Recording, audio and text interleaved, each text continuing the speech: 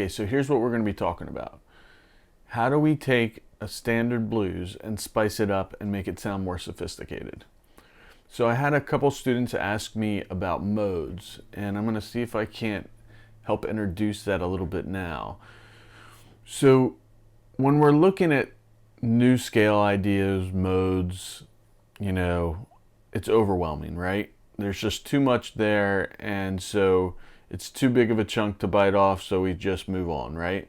And that makes it super frustrating because we want to learn them and we want to sound more sophisticated in our playing, but when something is overwhelming like that, it's just too much to learn at once, so we don't do it, We'll get to that after one more cup of coffee, right? So what we're going to be talking about is how to take what you already know, your standard blues, right? Like over, let's say we're in A. We do A, D7, and E7, right?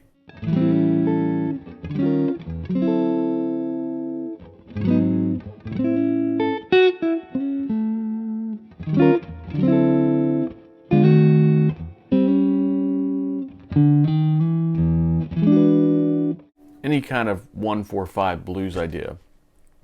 So if you know your pentatonic scale, you can utilize the Mixolydian scale to make it sound hipper. So if we utilize this scale,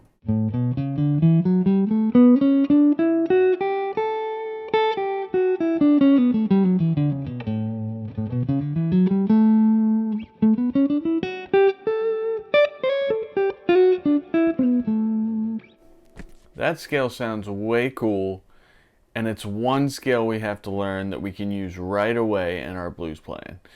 So let's learn that scale one note at a time. So starting at the 5th fret, I'm going to play it real nice and slow. 5-7 on the low E string, 4-5-7 on the next string, on the A string, 4-5-7 on the D string, 4-6-7 on the G string, 5-7 on the B, and then 3-5 on the high E. You could also play it 5-7-8 on the B string, and then 5 on the high E string. So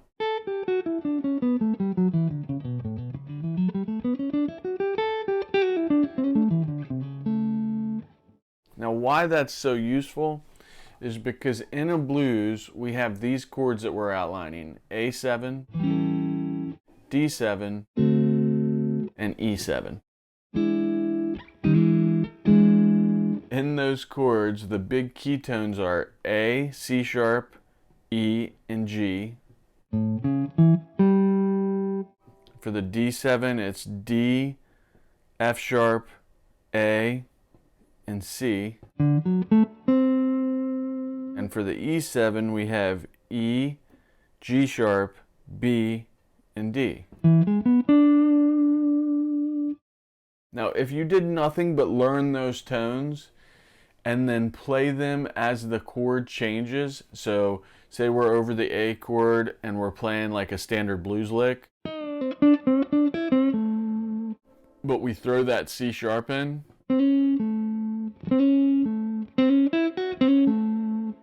it sounds way hipper than if we left it out, right? So playing that.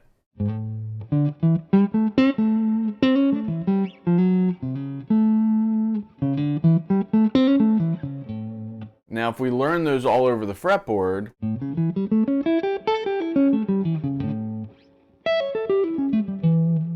that gives us a lot of options to connect the pentatonic scale we already know.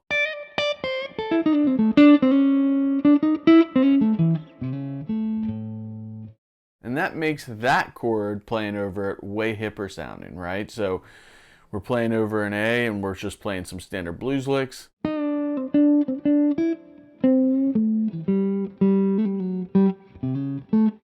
Doing that little line makes it sound way more sophisticated than just playing.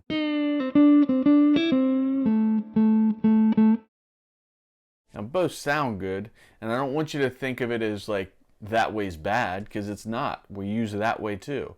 But I think having that major third, which in that Mixolydian scale, all those tones are hit.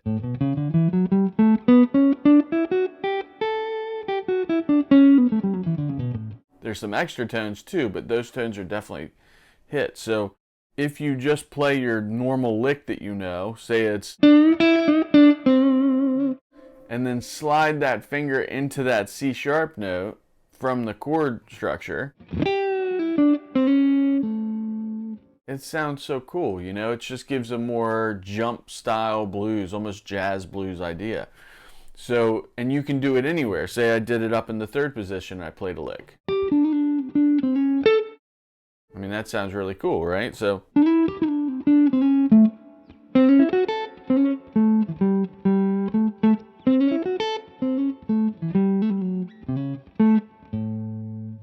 now, when we move to the next chord, which is a D7, the notes in that chord are D, F sharp, A, and C.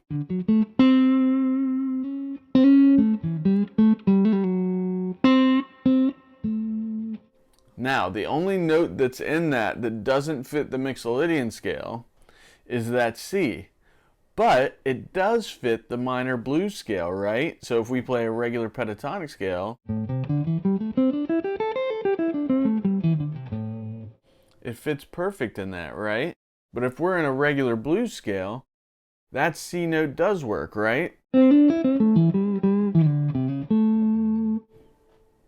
So that's very useful. So if we're playing, and we're playing over a regular blues idea, I'm playing over the A7,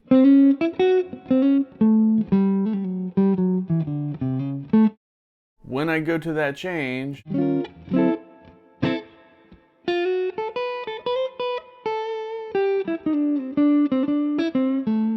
I can still use my Mixolydian scale, I can still use my minor blues scale. I want to stay away from that major third this time, which was C sharp, and I just want to change that to being a C. Just that change is going to make a huge difference in the way everything sounds. So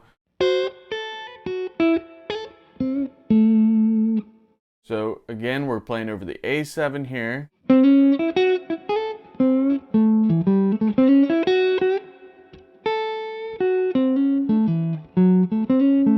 Now I'm going to switch to the D7.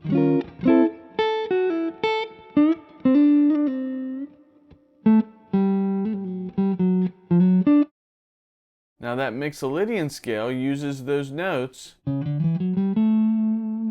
perfectly so that you can still get that. So now I can use my, if I'm playing over that scale, I have A, B, C sharp, D, E, F sharp, G, A. Now these notes that are within that scale from the A string up fit almost perfectly over that D7. The only thing that doesn't is that C sharp. So all I have to do is move it, alter one note of that scale to make it sound way hipper over the D7 chord, right? So I have that A7, the D7,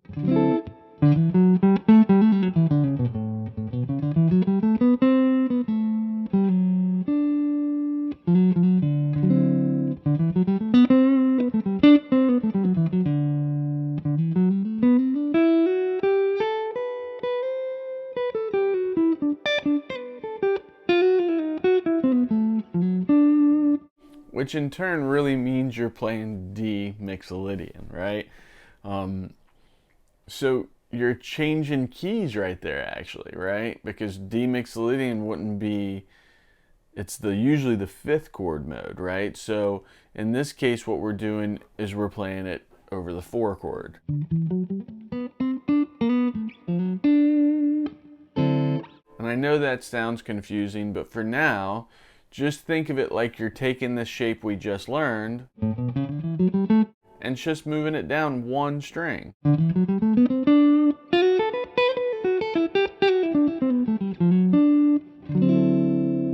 For next chord, right? Now when we go back to the other chord, we want to go back to A7 or A Mixolydian, right? Now I don't want you to forget, all your regular blues licks still apply. And so you don't have to totally rearrange everything. You can take maybe one idea here or there and shift it, and it's going to make your playing sound way cooler, right? So you're playing a blues.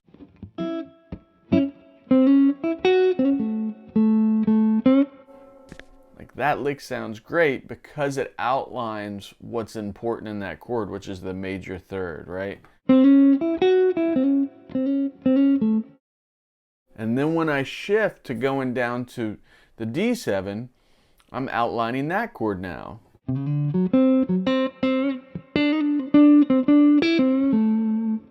Which in my brain, the way I always thought about it was, now I just play a normal minor blues, because that normal minor blues is still going to fit perfectly over that D7 chord. In fact, most of the notes are in the pentatonic scale.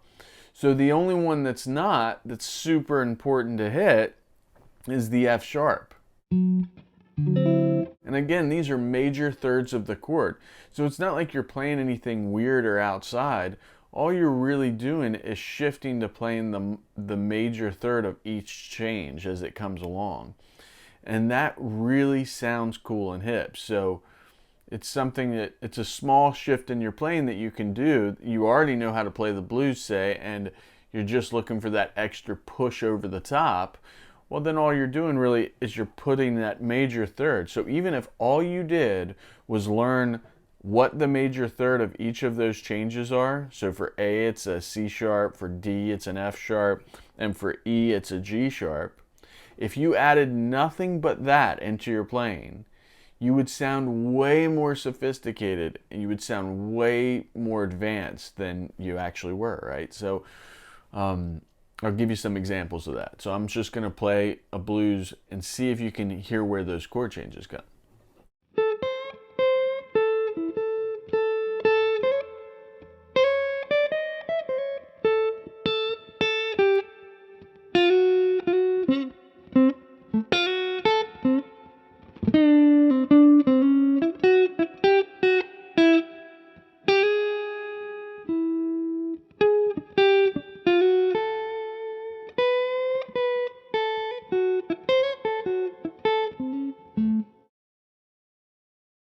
So see if you can hear where the chord changes are.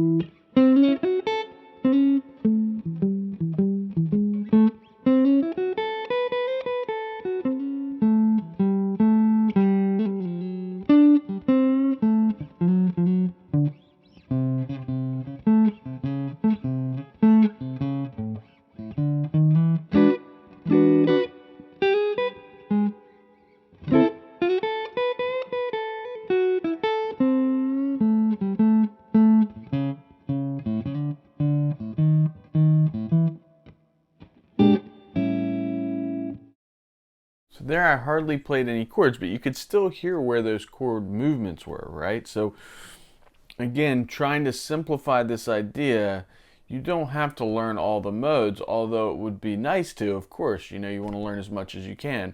But this is a way that you can shift what you already know and make it sound a little hipper just by putting the major thirds of the chord in. And if you take it a step further, learning that A Mixolydian scale, D Mixolydian scale, and the E Mixolydian scale. So, and what's so great about the guitar, it's not like other instruments where you have to learn a whole nother shape. All you have to do is take the shape I taught you and then move it accordingly to the next chord structure. So if that's A, All I have to do is move that to D to get the same kind of sound. And then to E for the next one. Now you could also just learn the 1 octave shape and move that down a string and then up 2 frets for the E.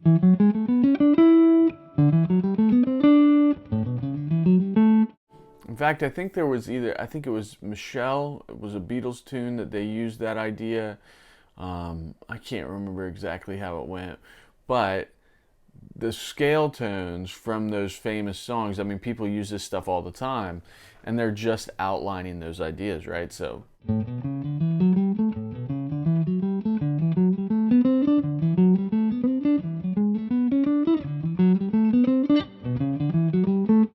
And if you even look at like a regular bass line where it's like,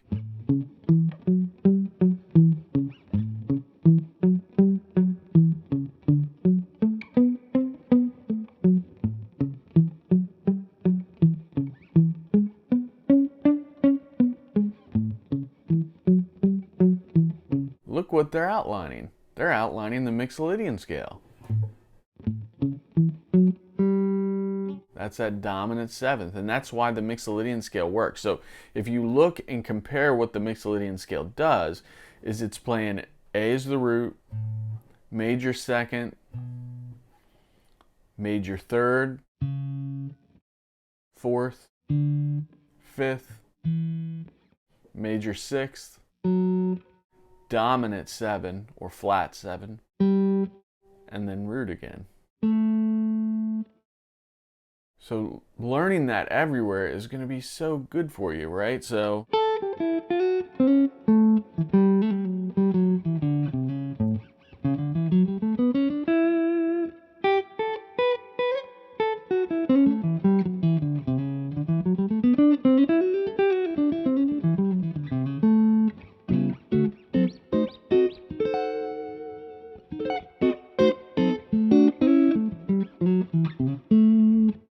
I heard a great interview with Matt Schofield where they talk about, it sounds like he's playing outside, and he's like, no, that's the farthest thing from the truth. I'm playing inside.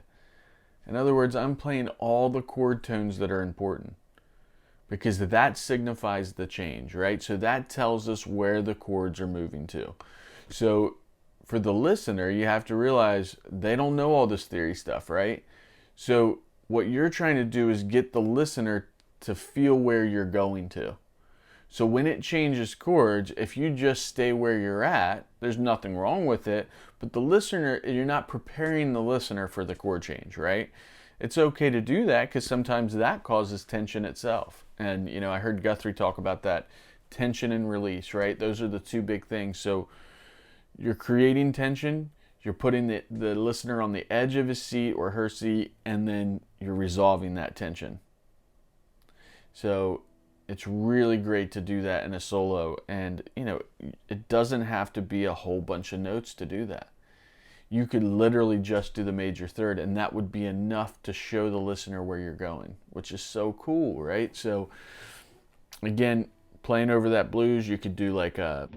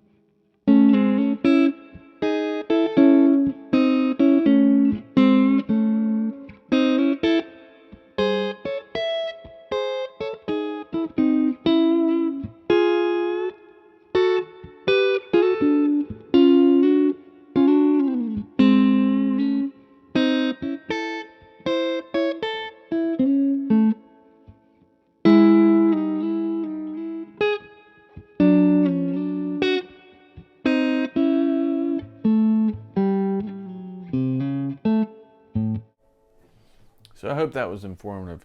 Let me know down in the comments what you think about that stuff. And till next time, keep jamming, rock and roll.